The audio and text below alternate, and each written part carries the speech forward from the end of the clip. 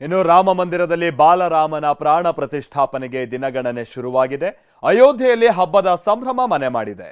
ಇದರ ನಡುವೆ ನಾಳೆ ಪ್ರಧಾನಿ ಮೋದಿ ಅಯೋಧ್ಯೆಗೆ ಭೇಟಿ ನೀಡ್ತಾ ಇದ್ದು ವಿಮಾನ ನಿಲ್ದಾಣ ಹಾಗೆ ರೈಲು ನಿಲ್ದಾಣವನ್ನ ಉದ್ಘಾಟಿಸಲಿದ್ದಾರೆ. ಹಾಗಾದ್ರೆ ನಾಳೆ ಏನೆಲ್ಲ ಕಾರ್ಯಕ್ರಮಗಳು ನಡೆಯಲಿವೆ?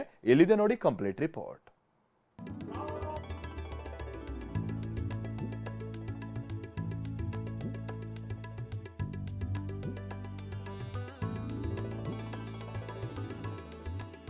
ನಾಳೆ ಅಯೋಧ್ಯೆ ಏರ್ಪೋರ್ಟ್ ಲೋಕಾರ್ಪಣೆ. ಮೋದಿ ಸ್ವಾಗತಕ್ಕೆ ನವವಧುವಿನಂತೆ ಸಜ್ಜಾದ ಅಯೋಧ್ಯೆ.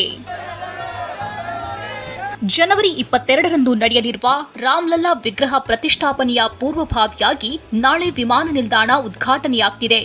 1,450 ಕೋಟಿ ರೂಪಾಯಿ ವೆಚ್ಚದಲ್ಲಿ ಹೊಸದಾಗಿ ನಿರ್ಮಾಣವಾಗಿರೋ ವಿಮಾನ ನಿಲ್ದಾಣ ಲೋಕಾರ್ಪಣೆ ಜೊತೆಗೆ ನವೀಕರಣಗೊಂಡಿರೋ ರೈಲು ನಿಲ್ದಾಣವನ್ನ ಉದ್ಘಾಟಿಸಲಿದ್ದಾರೆ.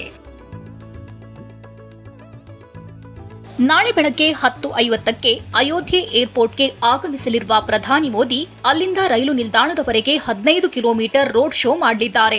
ರಾಷ್ಟ್ರೀಯ ಹೆದ್ದಾರಿ 27ರ ಮೂಲಕ ಧರ್ಮಪಥ್, ಲತಾ ಮಂಗೇಶ್ಕರ್ ಸರ್ಕಲ್, ರಾಮ್ಪಥ್, ತೇಧಿ ಬಜಾರ್, ಮೊಹಬ್ರಾ ಜಂಕ್ಷನ್ ಮೂಲಕ ರ್ಯಾಲಿ ಸಾಗಲಿದೆ. ರೋಡ್ ಶೋ ಮಾರ್ಗದಲ್ಲಿ 51 ಕಡೆ ಸಾಂಸ್ಕೃತಿಕ ಕಾರ್ಯಕ್ರಮ ನಡೆಯಲಿದೆ.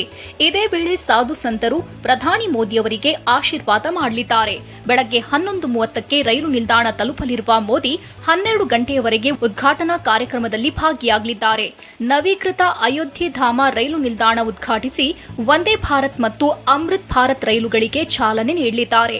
ಬಳಿಕ ಮಧ್ಯಾಹ್ನ 12:05ಕ್ಕೆ ಹೊರಟು ಏರ್ಪೋರ್ಟ್ನತ್ತ ಆಗಮಿಸಲಿರುವ ಮೋದಿ 15 ನಿಮಿಷಗಳ ಕಾಲ ಏರ್ಪೋರ್ಟ್ ಟರ್ಮಿನಲ್ ವೀಕ್ಷಿಸಲಿದ್ದಾರೆ.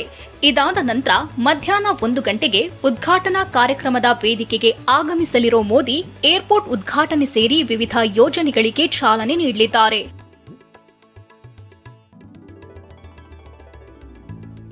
ಮೋದಿ ಆಗಮನದ ಹಿನ್ನೆಲೆಯಲ್ಲಿ ಇವತ್ತು ಯುಪಿ ಸಿಎಂ ಯೋಗಿ ಆದಿತ್ಯನಾಥ್ ರೈಲು ನಿಲ್ದಾಣಕ್ಕೆ ಭೇಟಿ ನೀಡಿದ್ರು. ಸಿದ್ಧತೆ ಬಗ್ಗೆ ಪರಿಶೀಲನೆ ನಡೆಸಿದ್ರು. ಜನವರಿ 22ಕ್ಕೆ ಪ್ರಾಣ ಪ್ರತಿಷ್ಠಾಪನೆ 84 ಸೆಕೆಂಡ್ ಪೂಜೆ. ಜನವರಿ 22ರಂದು ರಾಮ ಮಂದಿರದಲ್ಲಿ ಬಾಲರಾಮನ ದಿವ್ಯ ಮೂರ್ತಿಯ ಪ್ರಾಣ ಪ್ರತಿಷ್ಠಾಪನೆ ನಡೆಯಲಿದೆ. ಅದಕ್ಕಾಗಿ ಸಕಲ ಸಿದ್ಧತೆಯೂ ನಡೆದಿದೆ. ಜನವರಿ 16ರಿಂದಲೇ ಅಂದ್ರೆ 7 ದಿನ ಮುಂಚೆಯಿಂದಲೇ ಧಾರ್ಮಿಕ ಕೈಂಕರ್ಯಗಳು ಶುರುವಾಗಲಿದೆ. ಇನ್ನು ವಿಶೇಷ ಅಂದ್ರೆ ಪ್ರಾಣ ಪ್ರತಿಷ್ಠಾಪನೆ 84 ಸೆಕೆಂಡ್ಗಳಲ್ಲಿ ನಡೆಯಲಿದ್ದು ಈ 84 ಸೆಕೆಂಡ್ಗಳು ತುಂಬಾನೇ ವಿಶೇಷವಾಗಿದೆ. ಈ ಐತಿಹಾಸಿಕ ಕ್ಷಣವನ್ನ ಕಣ್ತುಂಬಿಕೊಳ್ಳೋಕೆ ಕೋಟಿ ಕೋಟಿ ಕಂಗಳು ಕಾತರದಿಂದ ಕಾಯ್ತಿವೆ. Bureau report, TV9.